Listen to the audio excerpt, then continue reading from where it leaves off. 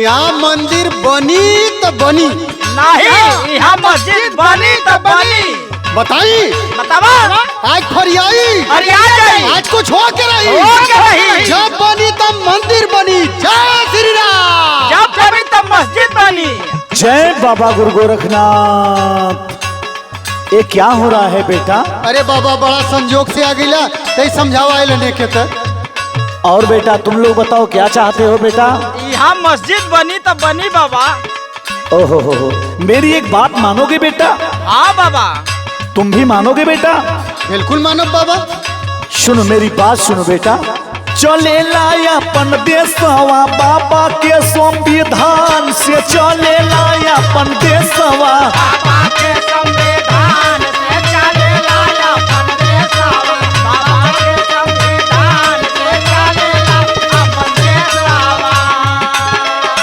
नहीं अलगाटवा है गुरु भगवान से, चले लाया अपन देशवा बाबा के संविधान से, चले लाया अपन देशवा। बाबा के संविधान से चले लाया अपन देशवा। बाबा के संविधान से चले लाया अपन देशवा।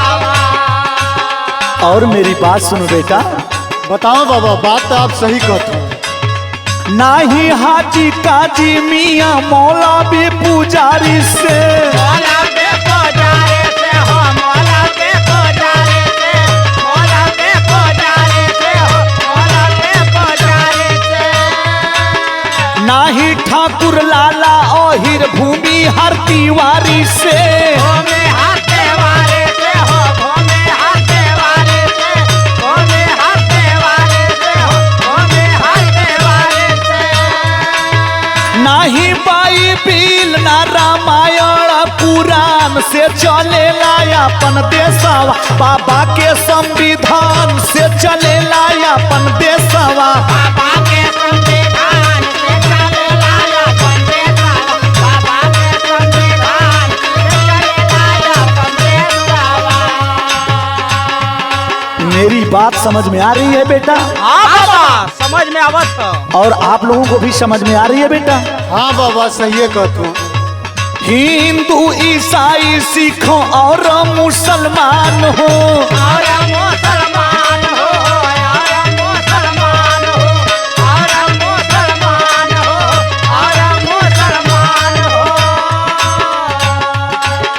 विद्यालय बना दा बेटा डाला जन व्यवधान हो, डाला जन व्यवधान बेटा, डाला जन व्यवधान हो, डाला जन व्यवधान बेटा, डाला जन व्यवधान हो। सब ही के बेटा बेटी योग्य हुई है ज्ञान से, चले लाया अपन देशवा बाबा के संविधान से, चले लाया अपन देशवा। बाबा के संविधान से चले लाया अपन देशवा। बाबा के संविधान से चले लाया अपन देशवा। बेटा अगर इस जोगी फकीर की बात को मानते हो तो यहाँ पे न तो मस्जिद बनवाओ न तो मंदिर बनवाओ, बढ़िया सुंदर विद्यालय बनवाओ जिसमें हर गरीब के बच्चे पढ़ेंगे तो हमारा देश विकसित होगा। बेटा बेटा मंजूर है? ठीक कहला बाबा मंजूर हो। अब्बो से तू चेता माना बाबा का कहनावा, बाबा के कहानावा हो, बाबा के कहानावा, बाबा के कहानावा हो, बाबा के कहानावा। सोने के चिड़ैया होई जई है फिर वतनवा, जय हा देवतानावा हो, जय हा देवतानावा हो, जय हा देवतानावा हो, जय हा देवतानावा।